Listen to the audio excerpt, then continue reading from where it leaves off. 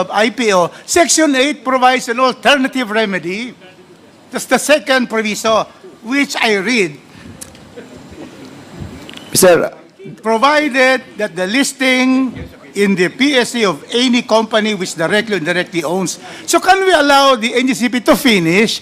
Because if we keep on interjecting, we don't have the whole defense of the NGCP. Mr. Chairman, so I'm asking that, Mr. Chairman, Kasi so many times, I'm questioning the resource person. NGCP, did you comply with the directives of the Commission on its decision dated March 3, 2020?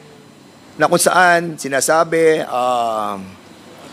ano na po tayo, pumasok na po tayo sa IPO. Mag-IPO na tayo dahil lang sinasabi ng Section 8. Nag-comply po ba kayo? Yes, Your Honor. Your Honor, now that I have here some documentation in order to support what I will be stating now, may I be allowed to make some chronology, Your Honor? Sige, go ahead. Apo. Your Honor, Attorney 13 Malyari, November.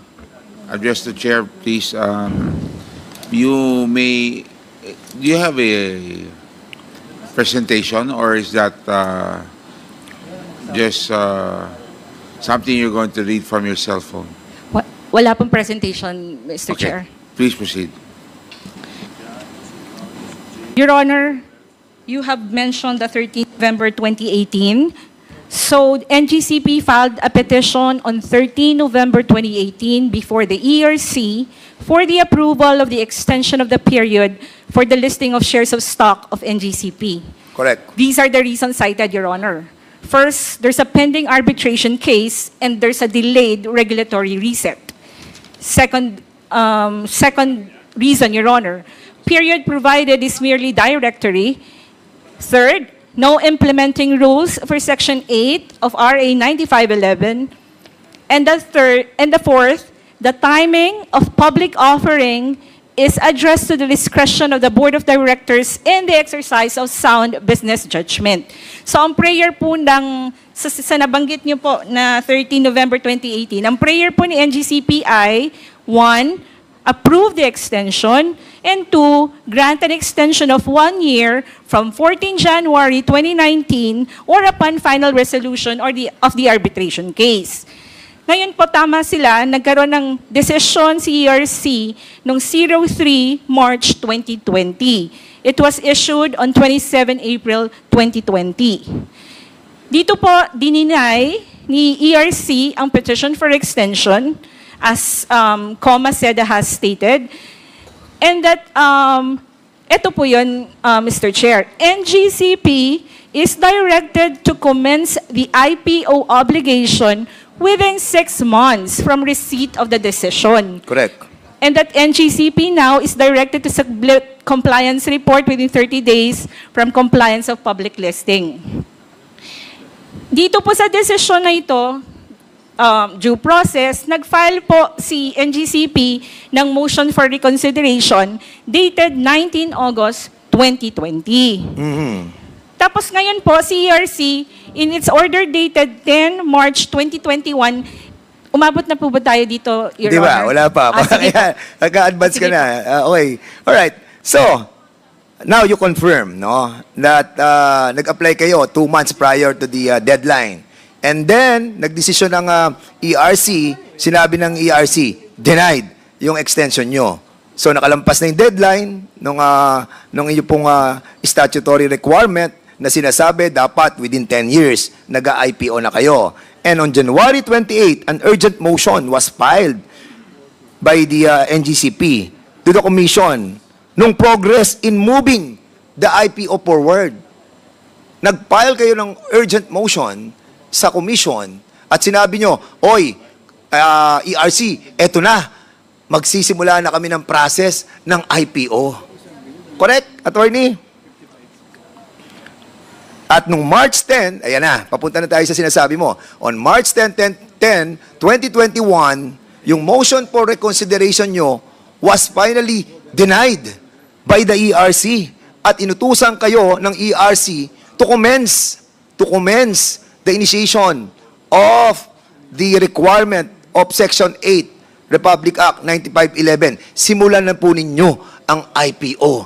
At within 6 months, you have to report monthly to the ERC nung inyo pong accomplishment.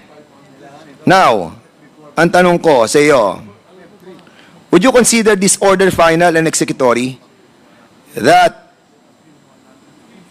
this resolve, the MR filed by the NGCP? Sa tingin mo ba, this is a final and executory? Yes or no? Your Honor, Wait, sagutin mo muna, Attorney Malyari. Ang tanong ko na simple. Nag-file kayo ng petition, prayer for extension, na denied, tapos according sa rules ng procedure and practices of the ERC, isang beses lang mag-motion for reconsideration. Sabi sa rules will you confirm this, Mona Lisa, that according sa rules of procedure and practices of the ERC, isang beses ka lang mag-motion for reconsideration. Then, you were denied sa motion for reconsideration. Ngayon, ang tanong ko, final na ba yun and executory? in the same order, Your Honor. No, wait. I'm asking you. Yes or no? Yes, Your Honor, and we were given 6 months. Wait. Before you explain, let me hear your answer. So I'm asking you, final and executory na po ba yun? Yes or no? Opo. Okay, yes. Now you can explain. And in the same order, okay po. So, tuloy Go ko ahead. lang po yung chronology. So, in the ERC order dated 10 March 2021, which was received on 14 March 2021, the ERC denied NGCP's MR of the decision dated 3 March 2020, and that the following are maintained by the ERC in its ruling. Among others, NGCP was given 6 months from receipt of the order instead of the receipt of the 3 March 2020 to complete the public listing process or on before November 10, 2021. Yes, At dito okay. rin po, in order po kami to submit a compliance report every fifth po of the month for the 6-month compliance. Alright, thank you. So at least klaro po na binanggit po natin, nagkaroon na ng order na final and executory yung pong desisyon ng March 10, 2021 ng ERC. Now, and it was directing the NGCP to complete its compliance with the IPO requirements until the successful listing thereof. Yun ang sinabi ng ERC eh. At dito, hindi sinabi. It did not say any IPO or any alternative thereto as may be allowed under the law. So ngayon, ang tanong ko sa commission, what was the basis of the commission in explicitly requiring an IPO and not just an alternative? Ito sa mga majority who have decided dito, siguro tatanungin ko si Puentes, si Commissioner Puentes. Commissioner Puentes, Yes, Your Honor. ano naging basis ninyo? What was the basis of the commission in explicitly requiring an IPO and not just an alternative thereto? Bakit nyo ni-require ng IPO ang NGCPO? At yun na sinabi nyo. Sabi nyo, walang extension. Motion for reconsideration, denied. Final and executory. Tapos sabi nyo, proceed with the IPO. Within 6 months, dali ng listing sa ERC. Bakit yun po naging desisyon na require nyo sila ng IPO? Your Honor, yung At sa... walang ibang alternative. Yun ang desisyon nyo. Walang ibang alternative. Bakit yun ang desisyon nyo? Your Honor, yung sa IPO naman, nakasaad naman yung sa batas. And then there was deliberation wherein this was presented to us and that is why we... Hindi ang came up with tinatanong that ko, decision. Commissioner Puentes, malayo na yung sinasagot mo. Ang tinatanong ko, bakit nyo ni-require sila ng IPO? Kasi dito, sa decision nyo, sa March 10, 2021, nire-require nyo sila na mag-IPO na. At nagkaroon nga sila ng urgent motion noong January 28, 2021 eh. Ini-inform ang commission na sinasabi niya, ERC, andito na kami.